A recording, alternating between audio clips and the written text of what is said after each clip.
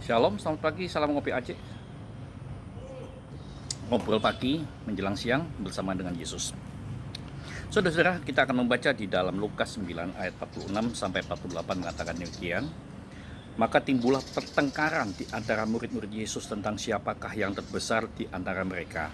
Tetapi Yesus mengetahui pikiran mereka, karena itu ia mengambil seorang anak kecil dan menempatkannya di sampingnya. Dan berkata kepada mereka, barang siapa menyebut anak ini dalam namaku, ia menyebut aku. Barang siapa menyebut aku, ia menyebut dia yang mengutus aku. Karena yang terkecil di antara kamu sekalian, dialah yang terbesar. Amin. Saudara-saudara yang dikasih Tuhan, seringkali kita mempeributkan sengaja atau tidak sengaja, sadar atau tidak sadar. Siapakah yang paling hebat di antara pekerjaan? Siapakah yang paling luar biasa di antara pelayanan? Dan bahkan tidak sungkan-sungkannya kita akan mengatakan, siapa yang paling hebat di gereja ini? Siapa yang paling luar biasa di pelayanan ini? Kalau seandainya bukan saya donaturnya di gereja ini, maka gereja ini akan menjadi miskin.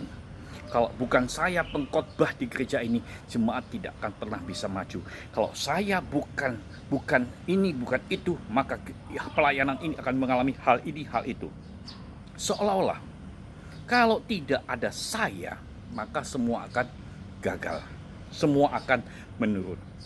Ini sama halnya bertanya kepada Tuhan, siapakah yang terhebat, siapakah yang terbesar. Nah, saudara-saudara, kalau kita condong berbuat seperti demikian, ini seolah-olah Yesus yang sangat hebat, Yesus yang sangat luar biasa seperti itu tidak ada artinya apa-apa dalam hidup saya dan saudara. Ingat, hanya Yesus yang terbesar, hanya Yesus yang terhebat, kita bukan apa-apanya. Seperti Yohanes mengatakan, biarkanlah dia semakin bertambah, aku yang semakin berkurang, saudara-saudara.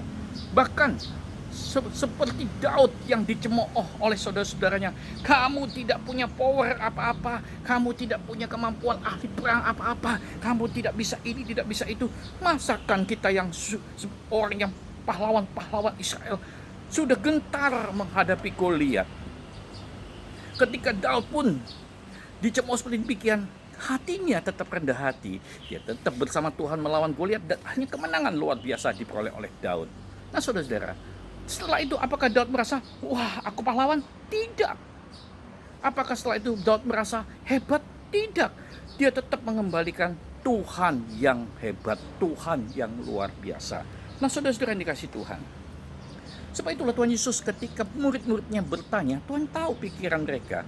Wah, murid-murid ingin menonjol, murid-murid ingin dikagumi, murid-murid ingin dipuji-puji, dihormati. Sebab itu Tuhan memanggil anak kecil, anak yang lebih kecil, tubuhnya kecil, semuanya kecil, dan saudara apa terjadi?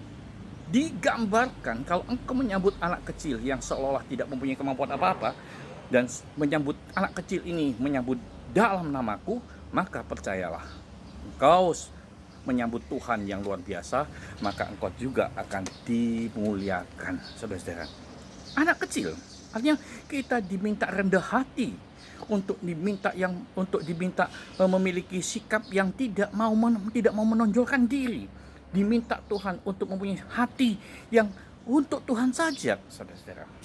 Saudara-saudara, apakah kita merasa hebat? Coba kita renungkan, apakah di atas kita tidak ada yang lebih hebat? Apakah di atas kita tidak ada yang lebih pintar? Apakah di atas kita tidak ada yang lebih bijak? Tidak, kita dibandingkan dengan yang di atas tidak ada apa-apanya. Sebab itu tetaplah engkau rendah hati. Saya juga belajar, saya sendiri belajar bagaimana Tuhan membuat kita supaya tetap rendah hati, tidak sombong, tidak merasa aku yang paling hebat di dalam segala sesuatu.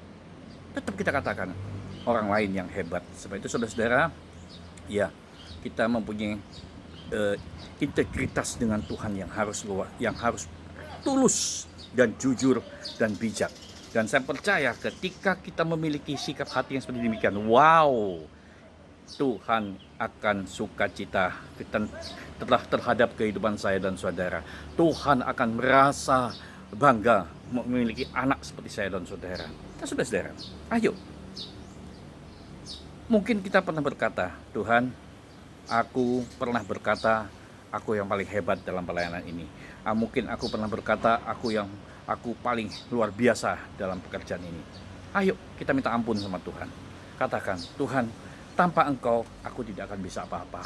Tanpa Engkau aku tidak akan mempunyai hikmat. Tanpa firman-Mu aku akan banyak kelemahan-kelemahan. Sebab itu saudara-saudara, marilah kita mempunyai sikap untuk selalu meninggikan Tuhan. Marilah kita mempunyai sikap selalu memuliakan Tuhan. Saya dan saudara tidak ada apa-apanya. Tanpa Tuhan kita seperti ulat. Tanpa Tuhan kita seperti angin yang berhembus berlalu begitu saja. Tetapi karena Tuhan kita dipakainya sampai saat ini. Kita dipelihara Tuhan sampai saat ini. Kita ditolong Tuhan juga sampai saat ini. Bukan karena kita hebat, bukan karena kita mempunyai kekuatan, bukan karena kita mempunyai kekayaan, bukan karena kita pintar, tidak. Tetapi memang karena Tuhan mengasihi saya dan saudara. Mari saudara-saudara, percayalah, yang terkecil di antara hidup saudara dan saya di hadapan Tuhan, itu Tuhan sendiri yang akan meninggikan saya dan saudara.